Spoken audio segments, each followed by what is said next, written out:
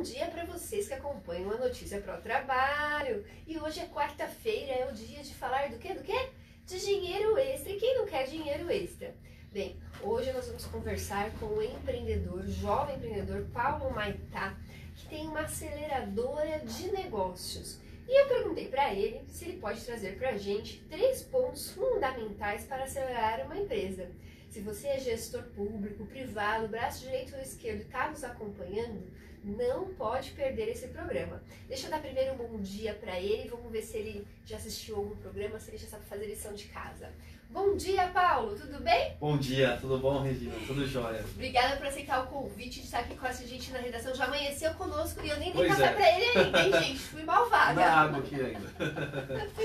Bem-vindo. Você já sabe fazer sua descrição de imagem, Paulo? Descrição de imagem, não sei fazer isso. Então, a gente tem um público de amigos com deficiência visual. Em breve, se Deus quiser, já teremos aqui de novo a tradução em Libras. É o nosso sonho que a comunicação tenha essa inclusão. Mas para você já levar essa sementinha, eu sei que você palestra por aí, dá treinamentos. Hoje eu vou fazer minha descrição de imagem para os nossos amigos deficientes visuais ou baixa visão. E você vai me imitar, tudo bem? Vou tentar. A gente começa por umas características físicas, depois a gente narra como é a roupa, porque ele quer saber como que é esse empreendedor. Tá bom? Eu sou loura, tenho olhos verdes, 1,75 de altura, uso os cabelos aqui na altura dos ombros. No programa de hoje, visto uma camisa rosa de seda com um blazer bege por cima, uma calça jeans azul escura. E essa é minha autodescrição de imagem dessa manhã. Como você se descreveria, Paulo? Bom, olhos castanhos, cabelo curto, escuro. Hoje eu visto calça jeans, um agasalho, que eu estava um pouquinho com frio hoje de manhã, e uma camiseta branca. Uma camiseta branca, você descreveu bem, né? Agora leva essa sementinha, quando você vai palestrando, às vezes você está palestrando para 100, 200, 3 mil pessoas, não sabe se lá tem um amigo nosso com baixa visão, né? E como é que você foi tão jovem, né? Porque às vezes a gente imagina alguém acelerando negócio, alguém ensinando sobre negócio, uma pessoa mais velha. Mas como você tão jovem foi fundar uma aceleradora de empresa? Conta pra gente um pouquinho dessa história. É interessante, Regina, porque eu lembro 2010, eu estava navegando no Twitter e eu comecei a fazer o que eu chamei de primeiro plano de negócio em 140 caracteres. Então, eu, conforme 140 caracteres. Conforme ia fazendo o plano de negócio, ia tweetando e o pessoal ia acompanhando e esse plano de negócio era sobre uma fábrica de empresas, uma fábrica de negócio. Na minha cabeça era uma organização que ajudaria empresas a pararem de pé e a estruturarem, a crescerem.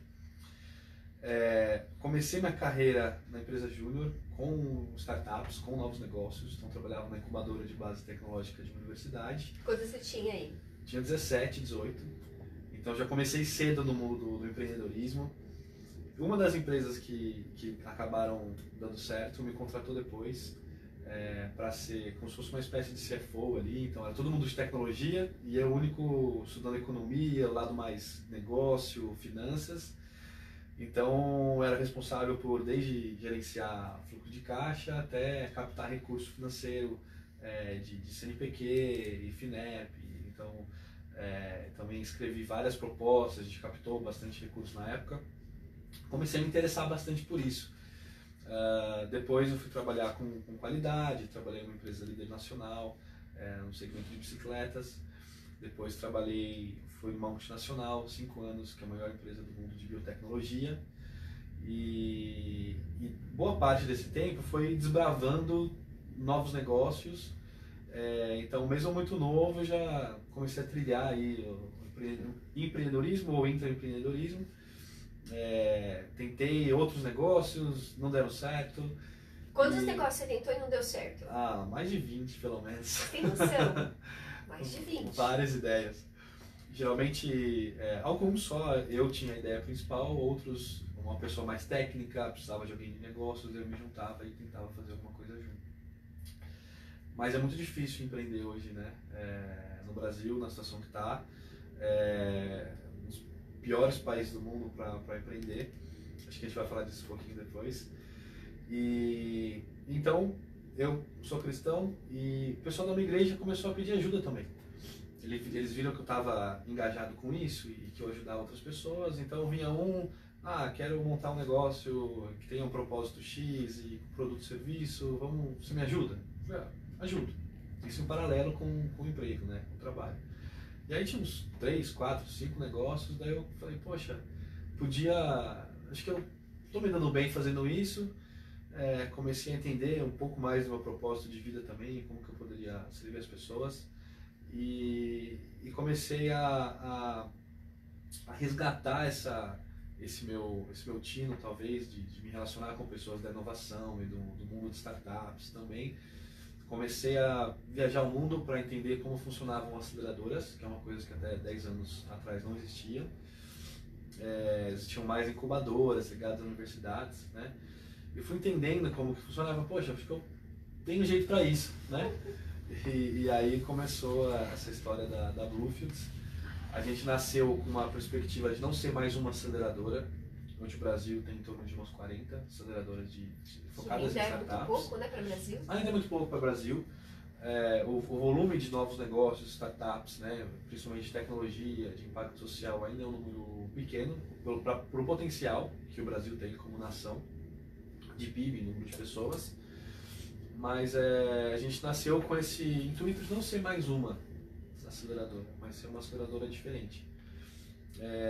Como que a gente fez isso? A gente estabeleceu algumas parcerias, por exemplo, com a Universidade Presbiteriana Mackenzie e também com uma aceleradora dos Estados Unidos, que tem operações em países da África, que em termos macroeconômicos e políticos também, e culturais, tem muito a ver com o Brasil. Por exemplo, o Quênia é um país onde a aceleradora está presente, a gente vai para lá alguns momentos para entender como que eles estão fazendo lá, para compreender como que a gente pode acelerar melhor negócios aqui, porque são realidades muito mais próximas. O que a maioria das pessoas tendem a fazer é ir para um Vale do Silício, ou ir para Israel, ou ir para Beijing, e tentar trazer tudo o que eles estão fazendo de lá.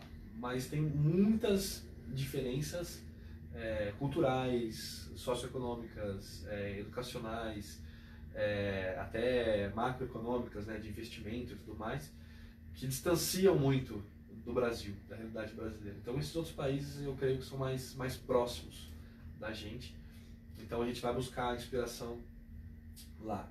Essa aceleradora em específico, que a gente é parceiro, que é a Synapse, ela nasceu de estudantes de Harvard, do MBA de Harvard em Boston. Um americano e um queniano, e eles viram que o Quênia tem um potencial muito grande, um povo muito criativo, como o povo brasileiro, um povo muito empreendedor, um povo que trabalha duro, mas que o país tem um sério problema de corrupção, não só na esfera pública, mas também na esfera de negócios. E isso atrapalhava muito o desenvolvimento econômico da região, né, entre o empreendedorismo e tudo mais, então ficava mais difícil de empreender. E, por contrapartida, analisando o contexto do país, eles perceberam que o país é um país predominantemente cristão. Eles se perguntaram, por que tem esse alto índice de corrupção? Segundo a International Transparency, Quênia foi top 40 dos países mais corruptos do mundo, mas de maioria cristã, que tem princípios e valores éticos e morais, né? Então essa conta não estava fechando. Então eles falaram assim, beleza, a gente vai por quê? A gente vai acelerar negócios, mas a gente vai acelerar negócios de uma forma diferente. Então, a gente entende que a startup de hoje pode vir a ser a grande empresa de amanhã. E com princípios corretos, né? E com princípios corretos. Então, eles se inspiraram muito em princípios cristãos, fizeram algumas parcerias de como os empreendedores poderiam aplicar esses princípios de forma bem prática, e integraram isso num programa de excelência de aceleração de negócios. E agora a gente vai entrar nessa parte do programa. Vocês vão ter acesso a 3 pontos, dos muitos pontos que são importantes para quando vai acelerar uma empresa. Sim. Qual seria o principal ponto para você, Paulo? Difícil elencar um ponto principal, porque... é muita bagunça aqui para arrumar, né? Startups e novos negócios é um tema mais complexo. Mas uma estatística que me chamou bastante atenção, a fonte é o GEM, que é uma organização global que faz pesquisas e estatística de empreendedorismo ao redor do mundo, identificou que o Brasil é o país onde 51% dos empreendedores empreendem sozinhos, sem co-founders, né, sem sócios e sem colaboradores. Tá? E sem, É uma sem empresa de perspectiva, uma pessoa só. Uma pessoa só. Então, empreendedores em voo solo. Né? O segundo país do mundo, na estatística, é Madagascar, com 30%. Então, 51% em primeiro lugar, 30% em segundo lugar. Países como Israel, China, Estados Unidos, isso é quase zero. Ninguém é tão doido como o brasileiro de empreender sozinho. Tá? Nós temos várias razões do porquê isso acontece. Por exemplo, o brasileiro você precisa de muito risco, de muito tempo para se dedicar ao negócio, você tem que ficar um tempo sem renda, você tem que se planejar para isso, né? Ter uma aplicação financeira, ou ter uma família que te ajuda. Isso já limita muito quem pode fazer isso. Né? E o brasileiro, apesar de ser muito criativo, a gente fala na aceleradora que número 1 de razões porque os negócios não dão certos é briga entre os sócios. Né? Então a gente tem até uma escola de CEOs junto da aceleradora que a gente chama de o ego que destrói startups. Né? A gente desenvolveu um ego. O ego que destrói startups. A gente desenvolveu um egômetro e tudo mais. Então isso também é um problema, né? Para nós. Então 51% dos empreendedores empreenderem sozinhos é um baita problema, porque você não chega longe sozinho. Então a gente tem na aceleradora, a gente tem um processo de seleção, o time é um dos pontos que a gente avalia, e a maioria dos casos são realmente negócios que o empreendedor, muitas vezes não é porque ele não tem carisma suficiente para atrair sócios ou pessoas, mas por conta da conjuntura e tudo mais. Muitos querem ter sócios, mas não conseguem ter o perfil certo da pessoa e o perfil disponível. Nossa, por aqui já passaram quase 8 sócios, Ed, antes da gente fechar. Então... Todos continuaram amigos, parceiros, sim, não teve claro. nada de ego, de coisa assim, mas realmente mas é uma dificuldade. É uma dificuldade. É uma luta, né? 6 anos de notícia, criado 0 de verba, só parceria, Pois ideias. Exatamente. Então essa é uma coisa bem específica do Brasil. E o segundo ponto que você gostaria de trazer pra gente, primeiro é o time, não empreender sozinho. E nós estamos na estatística, aí repete o número de quantos no mundo? 51% no Brasil. 51% dos empreendedores no Brasil empreendem sozinho. Quem chega sozinho em algum lugar? Ninguém, né? Exatamente. Quando a gente fala de startups, tem os 3 T's que a gente chama, que é o time, tecnologia e tração. Time, tecnologia e tração. Mas eu queria ficar entre, como eu falei já de time, eu queria ficar entre tecnologia e tração. Semana passada a gente visitou com o nosso time a Stone, que é uma startup unicórnio, né, brasileira, uma das 8, 9 unicórnios, que são startups que em menos de 10 anos de existência já valem mais de $1 bilhão. E eu gostei muito de uma coisa que a gente viu lá, que é a forma com que eles definem inovação, que é uma coisa bastante simples, né? Eles falam assim, ó, você precisa ter um problema que você resolve com aquilo, ou uma dor de alguém. Depois você tem a solução, e nessa solução pode ser que você aplique tecnologia. Né? Porque muita gente fala assim, não, uso tal tecnologia. Não, então você é inovador, que você usa tal tecnologia. Mas nem sempre essa tecnologia resolve algum problema de alguém. Então você não completa um ciclo da inovação. E o último tripé da inovação é a experiência. Então por isso que as áreas têm essas áreas de user experience, né, UX, UI, elas têm crescido muito nesse sentido, porque as pessoas hoje elas buscam experiências. E para você engajar um cliente, engajar um consumidor, você precisa prover para ele uma experiência diferente. Por que isso? Porque antigamente, como que as empresas competiam entre si? A empresa A versus a empresa B. Então preço, suporte técnico, assistência, manutenção, qualquer outra coisa entre essas empresas. Isso não existe mais. Existe uma nova forma de como que as empresas competem entre si, que é o ecossistema de inovação da empresa A versus o ecossistema de inovação da empresa B. Por isso que a gente vê muito no noticiário hoje sobre transformação digital, sobre as empresas se reinventando, sobre as empresas inovando, elas adquirindo startups, elas começando a pensar com cabeça de dono, né? Tudo isso são características de inovação, porque ela precisa prover não só o que ela já provê, que é solucionar um problema, mas a experiência. A experiência, a sensação que o cliente tem a mais com adquirir aquele produto. Exatamente. Uma coisa que marque ele igual uma viagem marca a gente. Exatamente. Pode ser um restaurante, como que você atende diferente, como que você sorri para o cliente, como que o prato dele é apresentado, como que a trajetória, ele chega no restaurante, o que ele sente. O que ele sente, né? Eu acabei de lembrar que tem um restaurante de um amigo nosso, né, nessa linha, um cristão também, que ele, até vamos falar, o Jazz, né? E o Jazz, a hamburgueria, ele tem, por exemplo, ele serve pra gente numa pá. Você já imaginou chegar pra você, o seu prato principal, numa pá de construção civil, fixando uma base assim, as crianças ficam doidas. E aí você entra no banheiro, o banheiro cheira chiclete. Olha que legal. Tá vendo? Olha que as sensações que você teve lá. O banheiro cheira chiclete, né? E assim, esse empresário, onde a gente vê lixo, ele vê arte.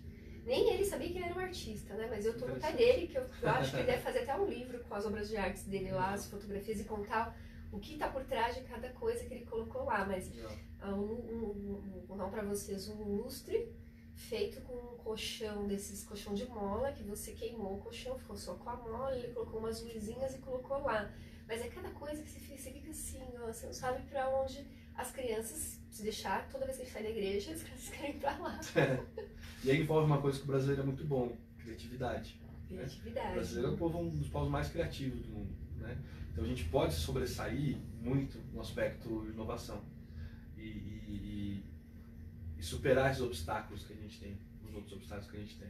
E por exemplo, isso pode ser feito até para questões de pessoas que têm mais dificuldade de conseguir um emprego. No Canadá eu ouvi uma vez sobre um restaurante onde todos os garçons, todo garçom ele é surdo, é da comunidade surda. Que legal! Que às vezes não consegue um emprego tão fácil e tudo mais, e uma remuneração boa, então eles eram bem remunerados, são surdos. E aí qual que era a experiência do cliente? Todo o cardápio era em Libras, né? É Libras lá dos Estados Unidos. Tá, né?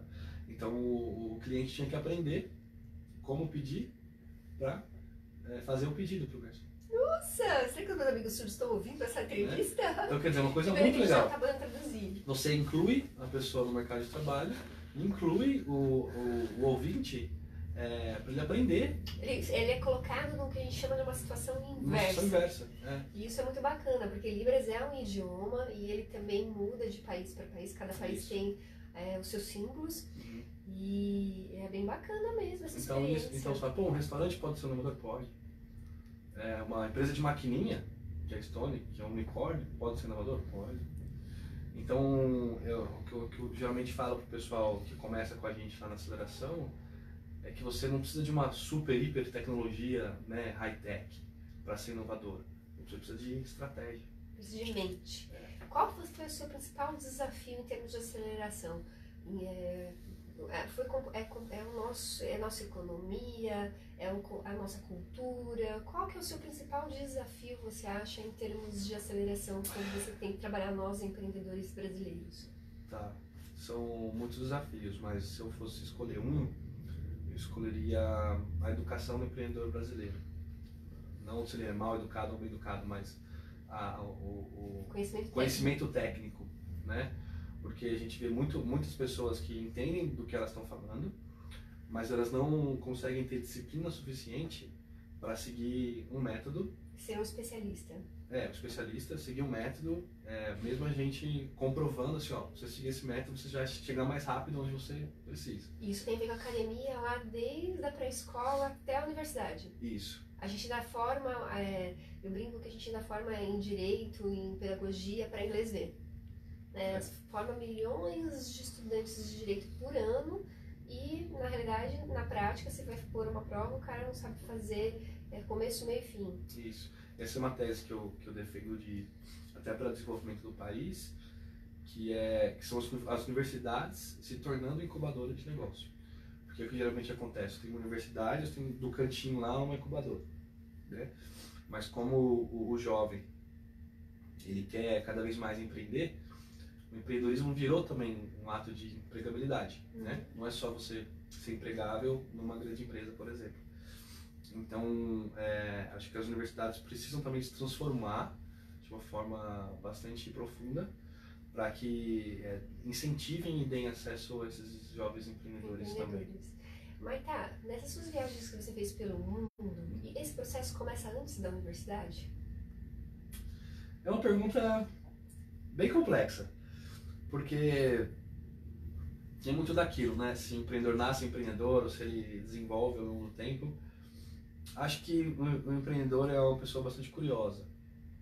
Então, é uma coisa que já vem, eu acho, desde pequeno. Mas muita gente não se descobre.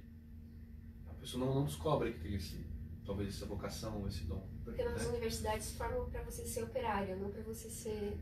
não só a universidade, patrão, mas né? às vezes a própria família, né? A própria família. É esperado isso. Então, a gente, até durante o nosso programa de aceleração, a gente tem o que a gente chama de aliança familiar, aliança empreendedora familiar. Aliança empreendedora familiar, gostei disso.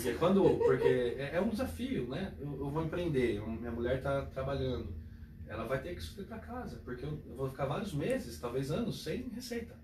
E vice-versa. Já coloquei a minha de 11 para ajudar. Então, assim, você empreende, você não está sozinho ali.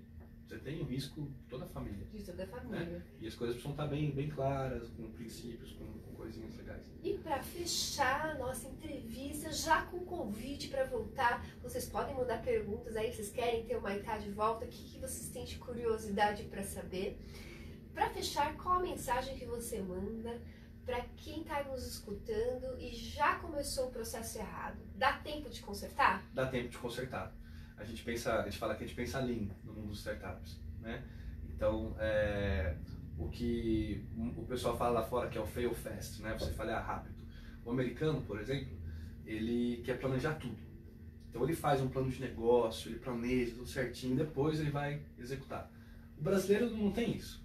O brasileiro ele se joga, ele vai atrás, ele busca, ele vai pra ação. Ele é executor, que a gente fala em análise comportamental. Eu acho que tem que ser assim mesmo, né?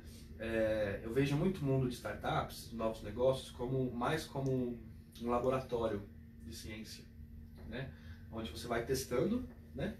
E vai vendo o que dá certo e o que não dá. Então a gente não tem que ter medo de testar. Mas traz um planejador analítico pro seu negócio, foi dar uma ajudinha. Precisa planejar também, mas tem que testar muito, né? Tem que testar. Pensando lean, ou seja, qual que é o menor caminho mais rápido, né? Para testar e fazer. Fazer. Sem medo. Isso. Ai, amei essa entrevista. Muito obrigada por ter vindo até aqui. Quem quiser saber outras informações, como é que faz? Siga a gente no Instagram, Bluefields_Aceleradora. A gente está postando tudo lá. A gente tem vários eventos, programas de aceleração, pré-aceleração. A gente vai estar super disponível aí para receber quem tiver interesse. E quem tiver participando do nosso aniversário de 6 anos da notícia, que está sendo divulgado aí pelo Simpla, vai também ter a oportunidade de estar com o Gustavo Hipólito, que é sócio do Maitá lá. Provavelmente o Maitá vai estar com a gente também. Vamos ter 2 momentos diferentes de network dirigidos, um comigo e um com um convidado, bem diferente, bem fora da caixa. Para quem estiver participando com a gente, esse vai ser o diferencial, um dos diferenciais que eu estou aqui planejando para este ano. Tem muita coisa escondidinha aqui que eu ainda não revelei para vocês. E você aí que nos assiste e que gostou do programa e quer se tornar um investidor da notícia, você já conhece seu melhor ângulo? Já, Paulo? Eu não conheço meu melhor ângulo ainda. Já pensou em ser garoto propaganda da Bluefield? Olha, cliente aqui para Regina. Bem, se você tem essa ou outras questões aí com relação à sua comunicação e ainda não sabe que caminho exato a seguir, a gente pode te ajudar nesse processo e vocês vão estar ajudando a manter a notícia no ar. O nosso WhatsApp é 11 993 87 3713. Eu quero agradecer a toda a nossa equipe, aqui em nome do Ed que está conosco, e aos nossos parceiros na construção do investidores na construção do aniversário desse ano, e pedir licença a Deus Pai Todo-Poderoso para que eu possa continuar aqui, à frente dessa ferramenta de comunicação, levando informações que transformem. Tchau!